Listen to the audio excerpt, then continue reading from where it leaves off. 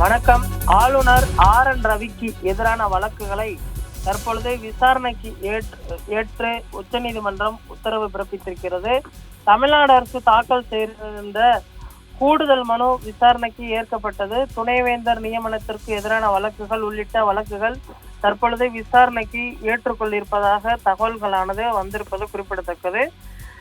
துணைவேந்தர் நியமனத்திற்கு எதிரான வழக்குகள் உள்ளிட்ட வழக்குகள் தற்பொழுது விசாரணைக்கு ஏற்கப்பட்டிருப்பது குறிப்பிடத்தக்கது.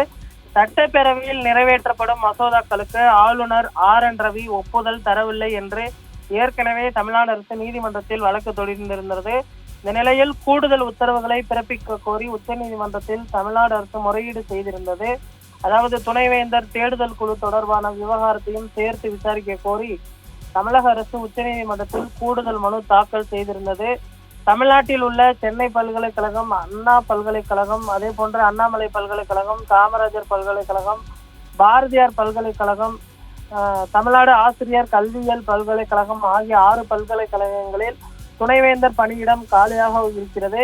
இந்த பல்கலைக்கழகங்களுக்கு துணைவேந்தர்களை நியமிக்க தமிழக அரசு தேடுதல் குழுவை அமைத்தது. ஆனால் இந்நிலையில் UGC தலைவரை சேர்த்து தேடுதல் குழுவை அமைக்க வேண்டும் என்று தமிழக ஆளுநர் கடந்த ஆண்டு செப்டம்பர் 6ஆம் தேதி தமிழக அரசிற்கு அறிவுறுத்தியிருந்தார். தமிழக அரசு கடந்த டிசம்பர் 9ஆம் தேதி மற்றும் 13ஆம் தேதி UGC தலைவரை விடுவித்து பிற 3 உறுப்பினர்களையும் கொண்டு தேடுதல் குழுவை அமைத்து அரசாணை வெளியிட்டது.